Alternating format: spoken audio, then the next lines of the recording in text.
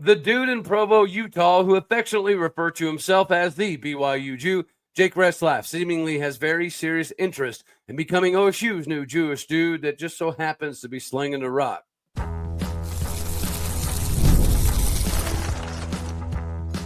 You are Locked On Oklahoma State, your daily podcast on the Oklahoma State Cowboys, part of the Locked On Podcast Network, your team every day.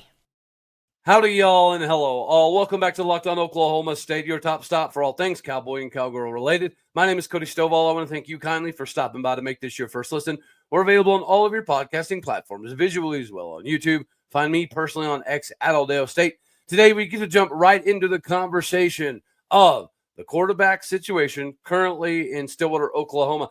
Naturally, there's going to be some trepidation as you have two young guys that haven't had a lot of opportunities.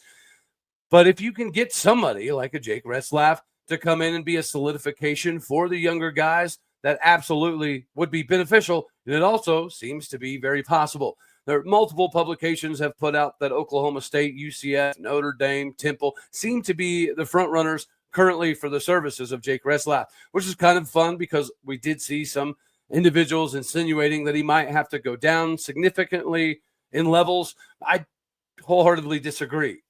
He needs to clean up some things from a statistical perspective, but this last season he had almost a 58% completion percentage, 2,947 yards, 20 touchdowns, 12 interceptions, right? That's the finicky part. Collectively in his career, 2 years at BYU, he's thrown for 3,595 yards with a 56% completion percentage and 15 interceptions to 23 picks. Other than the interceptions, obviously, from a ratio perspective, that is certainly something that he's going to want to clean up. But outside of that, he's a gamer, right? This is something that we always found synonymous with J.W. Walsh, with Clint Shelf. They were absolute gamers. Could they have some refinement as a quote-unquote pure quarterback? Possibly. But they were able to offset a significant amount of that by simply just being a gamer. I think Jake Retzlaff definitely fits into that classification. What he did this previous season at BYU was more than enough. Sometimes you have to have a quarterback that's able to completely take the top off of the defense and give numerical advantages. But sometimes you just need somebody to operate within the system effectively, efficiently, and make it make sense. Drive your team down the field, put them in a position to be successful. He definitely was able to do that, which is why BYU ended the season as number 2 in the Big 12. I think a lot of us could make the argument that BYU likely should have or would have been a better opponent for Arizona State in the Big 12 title game. Not shaded Iowa State, but I think a lot of us looked at the BYU run at the end of the season compared to what Iowa State was doing, and it just felt like BYU seemed to be the better team that was building a little bit more momentum. Bringing that to Stillwater, Oklahoma would naturally be a very good thing. Now, when it comes down to the differentiations between Oklahoma State, UCF, Notre Dame, Temple obviously, you know, they're a program that is a little bit in the doldrums, so he would be an instantaneous upgrade and day one starter. Everywhere else seems to be a little bit more difficult. Notre Dame, I think they are experiencing some quarterback issues. They've had to rely on the transfer portal recently for a long run of their quarterbacks, so perhaps this is another indication that Notre Dame might lean that way. They definitely need some help in that area. UCF, they seem to be very high on Trayvon, former Tennessee and Indiana transfer. I do personally think that if Jake Retzlaff stepped on campus, he would instantly be the top quarterback at UCF. But I think that UCF fans would definitely probably say the same about Oklahoma State. I certainly have an opinion on that, but I am going to save some of that opinion on the quarterback situation for the next episode. As it pertains to this conversation and what Jake Retzlaff could provide, naturally, it's going to be a veteran leadership kind of experience. Somebody that has been through a system for a couple of years, that has played multiple Big 12 seasons, multiple Big 12 games, can help some of these younger guys get a good feel on what they're looking at and what the film diagnosis is supposed to end up being. Oklahoma State definitely has a quarterback-friendly system, seemingly rolling into this upcoming season, and Jake Retzlaff fits into that. Additionally, I do think that it was kind of interesting that, you know, some of the publications talking about the potential of him ending up there. There was a pretty interesting quote, and naturally, my phone's not cooperating. But anyway, it was essentially talking about Zane Flores and Haas Haney and some of the potential instability at Oklahoma State and how the offensive system is usually beneficial to a quarterback, right? We constantly talk about getting top wide receivers, getting top running backs. It's not an issue at Oklahoma State. This new staff is doing a phenomenal job at bringing the talent on the defensive side of the ball. We have more than enough capabilities on the outside. When you have 6'4" Cam Abshire, 6'4" Christian Fitzpatrick, I know words are hard for me, 6'4" Io Shotomide King. We have several 6'2", 6'1" wide receivers that are on the outside, whether it be X or a Z. And then you have obviously Jalen Lloyd, the speedster, transfer from Nebraska, Sam Jackson, the fifth, the wide receiver and former quarterback of TCU, just recently transferred over from Auburn. We got to see glimpses of Gavin Freeman. We got to see glimpses of DeJuan Lofton. Jake Retzlaff could definitely not only help the quarterbacks in the room in development and understanding the play calling, the system, defensively, what you're trying to look at, what you're trying to break down, but he gives a completely different angle being at another Big 12 school. Not to mention the fact that whenever you look at his external capabilities, I think he could be more than a game manager. Matter of fact, when we were doing our preseason Big 12 polls for Locked On, with Jake Retzlaff, I had BYU number 3 in the conference, maybe number 4. Without Jake Retzlaff, they fall to 7, 8, unfortunately, fairly quickly. That Bachmeier seems to be somebody that could be a good addition to that particular roster. However, I think that all of us would agree that Jake Retzlaff, not being the BYU quarterback, is definitely going to have an effect in Provo, Utah. What level of effect? Obviously, time will tell. Jake Retzlaff, from a statistical perspective, does a lot of phenomenal things. If he can clean up the interceptions, his spot at Oklahoma State does make sense. And ironically enough, if UCF has been pretty open about the idea that they're going to stick with their dude, that might put Jake in a little bit of a backwards situation. Possibly the same conversation could be had about Notre Dame. So this is precisely why OSU actually does make a lot of logical sense here. If UCF is dead set on their guy being the guy, and Notre Dame always is going to be able to bring in some of the top talent in the country, so they might be leaning towards potentially having a guy that really leaves some of the smaller schools like Temple and Oklahoma State, right? Whether he was going to be penciled in as a starter day one or not, the amount of things that he could potentially bring to Oklahoma State, this quarterback room, this particular offense, is definitely worth the intrigue. And it's definitely worth a conversational piece because of the current situation at quarterback at Oklahoma State. Jake Retzlaff, no matter where he ends up, is likely to be an upgrade to that quarterback room. At Oklahoma State particularly, this could be a massive situation. I also think that there's going to be a monetary component of this that isn't necessarily going to be at the forefront of the transfer portal window conversations, because there was some dialogue recently about him potentially just unenrolling at BYU and enrolling at somewhere else, essentially kind of like a walk-on, kind of like the Wisconsin to Miami individual did. He showed up as a student, right, just enrolled as a regular student and had to go through the walk-on classification essentially to avoid some of the nefariousness that happened with him leaving Wisconsin.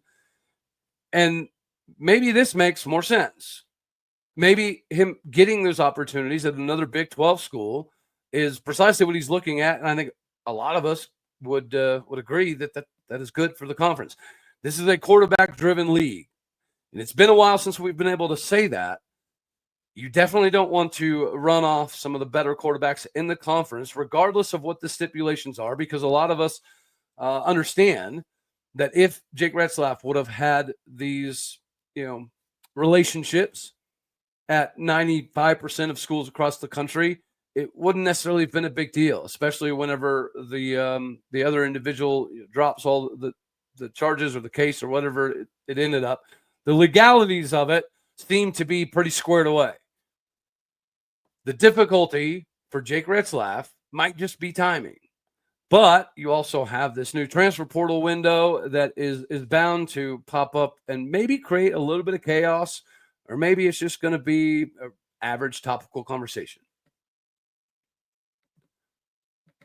What is never an average topical conversation is what game time tickets can do for you. Every one of us at some point in time have been logging on early and waiting forever to get concert tickets to go on sale. And then you'll find out that you lost your spot for the show that you've been dying to see. Live music should be about making the memories, not dealing with the stress of ticket shopping. This is where Game Time comes into play. Game Time makes getting concert tickets faster and easier than ever. Prices actually drop as it gets closer to the event. You can save up to 60% off with their killer last-minute deals. If you're tired of the endless scrolling and you're trying to find the best deal physically possible, Game Time's zone picks give you the best seats in your section. Ever wonder what your view would look like before you buy? The app shows you a panoramic seat view so you know precisely what you're getting into before you show up at the venue. If you're worried about what happens if plans change, don't worry, because the Game Time Guarantee has your back with the best cancellation protection and much more. Take the guesswork out of you buying concert tickets and Showtime tickets with Game Time. Download the Game Time app, create an account, and use the code LOCKEDONCollege, all one word, for $20 off your first purchase. Terms apply, but again, create that account, redeem that code, LOCKEDONCollege, LOCKEDONCOLLEGE, for $20 off. Download Game Time today. It is last-minute tickets, lowest prices, guaranteed. From Game Time to roster conversations. Naturally, with this new transfer portal window, there is always going to be potential vulnerabilities on your roster. Now, the explanation that was given recently by Yahoo breaks it down somewhat like this. The NCAA has opened a new transfer portal window, but it may not be what you expect. An offseason full of changes is still being shaken up after another interesting move. This change only affects walk-ons, but not just any walk-ons. A school must label the athlete as a student athlete. This new transfer portal window is from July 7th to August 5th.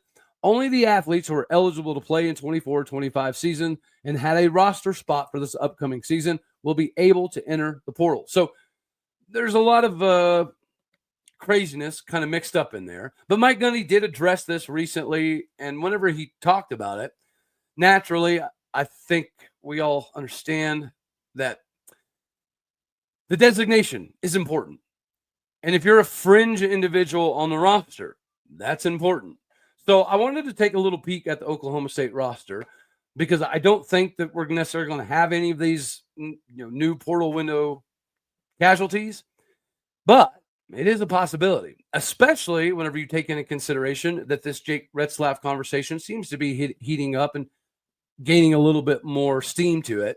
So if you go through all of the positions at Oklahoma State, all right, start off at wide receiver. You've got Cam Abshire, Rule Capel, Terrell Davis, Christian Fitzpatrick, Gavin Freeman, Trey Griffiths, Cam Hurd, Sam Jackson, Jalen Lloyd, DeJuan Lofton, Matrell Lopez, Jaden Perez, Cam Powell, Shamar Rigby, Talon Shetron, and Io Shota My King. Now, the only potential casualty to this window would maybe be Talon Shetron. And I don't think he's going to leave. I don't think he should leave. But with the multiple injuries thing and him obviously not going to be able to play this upcoming season, perhaps he could explore this window, but obviously highly, highly doubtful. Now you go to tight end.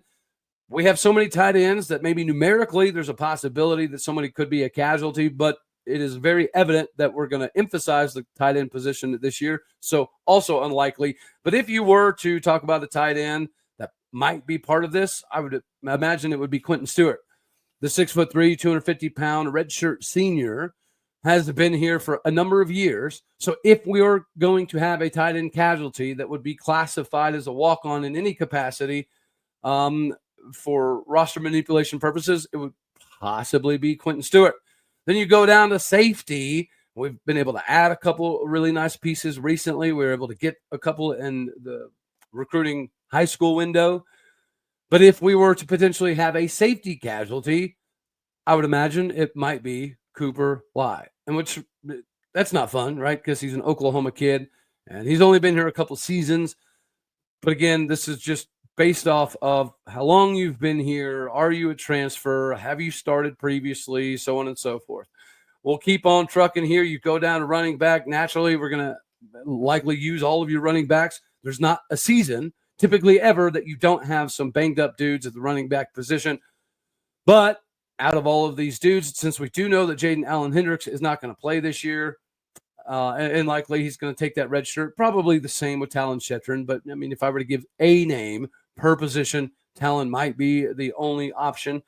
As it pertains to the running back position, the only possible candidate for a roster spot, walk-on style designation would possibly be Sesi Vailahi. Then the quarterbacks, and this is where I brought this conversation into it, where it might actually have some meat and taters to it. Oklahoma State currently has 4 quarterbacks.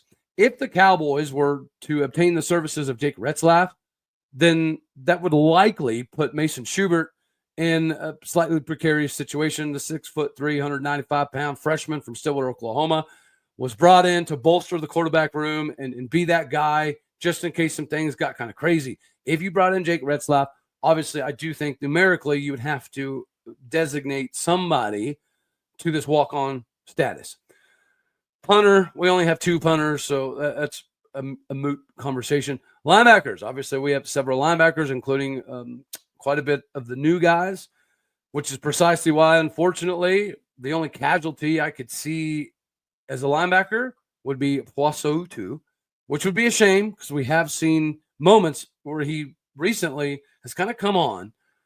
And then we'll skip on over the offensive line. This is a little bit more difficult, naturally, because we had 5 starting upperclassmen this previous season that are all gone.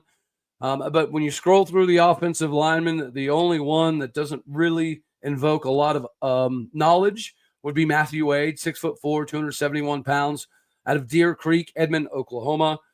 You hate to see some of these Oklahoma kids potentially be on this line. But again, I'm not saying any of these dudes will go. I don't think they necessarily would. But if we were to pick a dude per position, this is kind of the way I see it shaking out. Kicker, very comparable to punter. You've only got a couple. That's not really an option. So then we get down to defensive tackle. And this one actually was difficult because the only option, because we have so many transfers and a few guys that have been in the system for a few years, so the only real option would probably be Landon Dean, 6'5", 280-pound Frontenac, Kansas. And we just talked about him in a previous episode. I do think that what we've seen from Landon, when healthy, is extremely impressive. He's kind of like a blank canvas that has a lot of time to kind of get a better understanding for what he's doing. To me, he's somewhat reminiscent of a Brock Martin style of guy. All right, then we get down to the cornerback position. Well, defensive end, yeah, Landon Dean might be the only possible casualty on that line if it were to go that direction. Again, I don't think 99% of these dudes are even discussing this or contemplating this, but it's still a fun little exercise. Now you go down to the cornerback position. The only likely guy that could potentially be a casualty would be Raymond Gay II. Another dude's been in the system for 5 years. He's played sparingly here and there, but he's never really been able to crack into the too deep and get meaningful snaps. Another possible would be Kenneth Harris. The Arkansas State transfer came in, appeared to be putting himself in a position to get more playing time, but as the season progressed, he seemingly got less and less opportunities. So he might be the next up on that casualty line. I do think when it's all said and done, a lot of this isn't necessarily going to happen, but it's inevitable that you are going to have some dudes that explore this window. But just like Mike Gundy said, and the article from Yahoo, it's traditionally going to be those walk-on fringe guys. So if you have to get down to 105 dudes and you have 110 guys, and obviously those 5 that are not part of the 105 are going to be part of this distinction. But on the same token, if you have 105 and you need to get down to like 103, or let's say you do get down to 103, that does open up the door for some of this. So having a casualty or 2 casualties or maybe 3 casualties, that's going to be somewhat normal. But outside of that, it's likely not going to affect a whole lot. What'll be interesting is if they continue to manipulate this transfer portal window. I do agree with the one portal window section. I don't necessarily – the timing is better, right? The one thing that you cannot have is what we had this last couple of seasons, and that is guys having to make a decision in the middle of their bowl games or the CFP. There was a – dang it, I'm going to forget. But I do recall this previous season, there was a quarterback who played a decent amount, got hurt, lost his job. And, some things just didn't quite go right for him. So perhaps somebody like that would be part of this equation. Nonetheless, I don't think it's going to have a massive effect. And if it does have an effect, it's typically going to be guys that weren't going to be major contributors. And we are in a position, everyone in the country is, that if your guys aren't going to be able to facilitate the need for them to be in the game within 2.5 years, it's going to be difficult for them to stay on that particular roster. Oklahoma State Cowboy baseball had some dudes drafted. In the third round, we were able to see Nolan Schubert finally get off the board, going to the Cleveland Guardians. Up next was another pitcher, Sean Youngerman, picked up by the Philadelphia Phillies in the fourth round. Next up was another pitcher, Gabe Davis, went in the fifth round with the Chicago White Sox. And then another pitcher, Harrison Bodendorf, was the third Cowboy pitcher to be selected, going to the Cleveland Guardians as well in the 10th round. And then Braden Smith, the utility second baseman, shortstop, center fielder, whatever you need, is headed to Baltimore to be an Oriole. And then Ian Doherty, the Kingfisher, Oklahoma catcher, signed a free agent deal with the Minnesota Twins. Another fun announcement recently was that third baseman Aiden Miola would return. When Aiden Miola is healthy, he's a top 3-round major league dude all day, every day. Unfortunately, we haven't seen an entire full season of a healthy version of Aiden Miola. So I think that is absolutely remarkable news. Another fun piece of news, seemingly, is that Colin Brueggemann will be coming back for another season. Now, what this does set up for, knowing that the draft is done, and there was some conversations out there about how Josh Holliday was largely going to wait until after the draft to know precisely what spots he needed to fill. And then, with Blake Hawksworth, the Oregon pitching coach, coming over, and then we immediately get a nice pitcher addition, followed by another one. So maybe there's some validity there, and we are starting to see a little bit more of an uptick. But Oklahoma State was able to go get the UC Santa Barbara 6'5", 225-pound left-handed pitcher, Hudson Barrett. Hudson Barrett has just dealt with a bunch of arm injuries the last 2 years. That's what it is. But a couple years ago, before his back-to-back arm issues, he was a freshman All-American.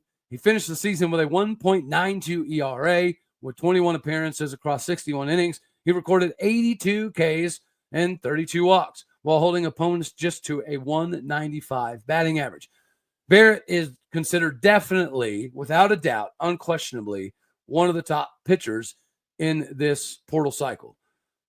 So now that the draft is over, we got Aiden Miola back, we got Colin Brueggemann back, we got a very nice pitching prospect from Clemson, and now we have this prospect coming in from UC Santa Barbara.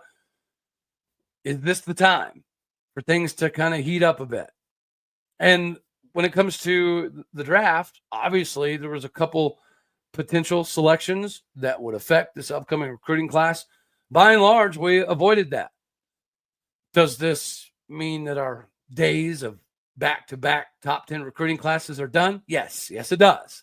But it doesn't mean that we're completely out of the woodwork. I firmly believe that Blake Hawksworth is a very big not necessarily an upgrade, right? When it comes to development and retention of talent, Rob Walton is a genius. Rob Walton's only obstacle was in-game management. That was it, right? And I do think that when you look at what Oregon was able to do with the leadership of Hawksworth, back-to-back seasons of 4.0 ERA, they set a bunch of records. They won 40 games, back-to-back seasons. which is something that Oregon baseball is not traditionally known to do. Now he gets to come down south where the ball does move differently if you're a pitcher. It is what it is.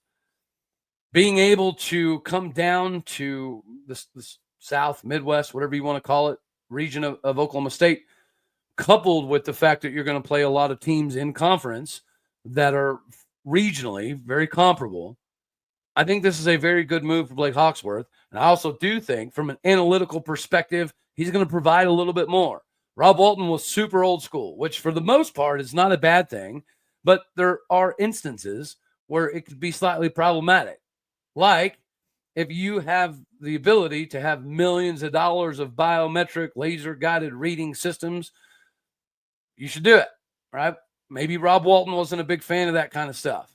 So the stat track, the track man, and just the better understanding of how you can utilize technology in today's game is going to be something that Blake Hawksworth gets a lot out of. So now that this is over, there seems to be a little bit of validity to the fact that Josh Holliday largely wanted to wait until after the draft to start backfilling this roster.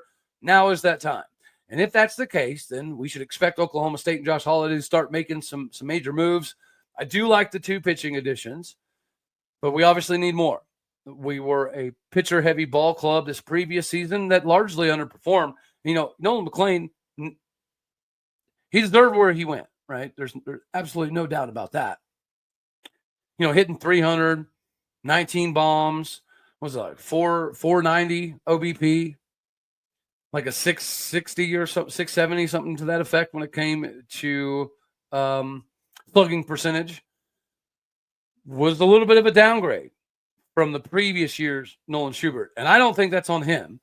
I think that is wholeheartedly on Josh Holliday and the coaching staff. Right? The base running just wasn't as good. The hitting is, I don't know. It hasn't been great. We've been a massive banger bust ball club for some years now. I hate it. I'll just be real with you. It's nice to be able to get the 6'5", 230-pound pitcher that throws 95. Yeah, that's great. It's nice getting the 6'7", 220-pound first baseman that can go yard. It's nice. It's great. But I want to get back to the Donnie Walton days, the Randy and Brendan McCurry days. Those were the guys. And yeah, we always had pitchers. But the small ball component at Oklahoma State is virtually non-existent now. And it has been for years. And I cannot stand it. And then you go out and get another 6'5", 230-pound pitcher. It looks like we're just repeating the same model. If you're 6'5", 6'6", 6'7", and you throw 90+, you can be an Oklahoma State pitcher. I'm not saying it's a bad thing, but I am saying that perhaps it would be nice for Josh Holliday to get back to what got him to Omaha, which was a small ball club. Back then, it was the new era. After Frank Anderson, we didn't have the luxury of going and getting all of the 6'5", 6'7", 230, 250, 280-pound dudes. We just didn't have the luxury of doing that at the time because we were in a little bit of a rebuild. So year one of Josh Holliday, it was a lot of small ball, a lot of minuscule details not going unchecked or unnoticed or unfixed. I think that's what we need to get back to. But nonetheless, let me know down in the comment section for all you fine folks out here on YouTube. What are your thoughts? What are your thoughts on what Oklahoma State is doing currently when it comes to the baseball recruiting? Because it's been very, very, very lackluster, especially from a numerical perspective. Like we're absolutely steamrolling OU right now in recruiting in state, but they're steamrolling us quite a bit in baseball recruiting, including the transfer portal window. So now that the draft is over, this is the time. This is the time for Holliday to start reeling them in. Anyway, that's all we're going to have for this one right here. As always, you know I love you. God bless. Go Pokes. Thank you for tuning in to make this your first listen here in Locked On Oklahoma State. You could be anywhere, so happy you choose to be here. Do me a favor, hit the like button if you liked it, dislike it if you didn't. That's okay too. More importantly, share, comment, and subscribe. My podcast and people out there, you make this work. So do what you do. Hit the stars. Leave a review. And Tune in for the next one as we break down more of the quarterback scenario at Stillwater, Oklahoma. All right, y'all. Later, taters.